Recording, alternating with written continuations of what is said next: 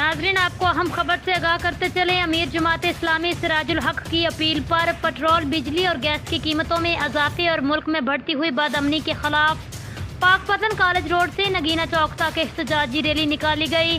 तफसीलात के मुताबिक अमीर जमात इस्लामी जिला पाकपतन राना अनीसुर रहमान और रहनुमा जमात इस्लामी डॉक्टर शौकत भट्टी, डॉक्टर साजिद लतीफ़ मानिका, राना अब्दुल रऊफ और लतीफ़ अनवर भट्टी ने रैली से खिताब करते हुए कहा कि पेट्रोल, डीजल, बिजली और गैस की कीमत में इजाफा अवाम पर जुल्म है, जबर है। इसे फिलफौर वापस लिया जाए। मुल्क में बढ़ती हुई बदअमनी और हालिया जड़म वाला वाक़या मुल्क का अमन तबाह करने की साजिश है। जिन गुस्ताखियों ने कुरान पाक की बेहुरमती की है, उनके खिलाफ सख्त कानूनी कार्रवाई की जाए, क्योंकि इससे तमाम मुसलमानों के जज्बात मजरूह हुए हैं। जिन लोगों ने ईसाई बरादरी की इबादत गाहों और घरों की तोड़ फोड़ की है, उनके खिलाफ भी कानून के मुताबिक कार्रवाई की जाए।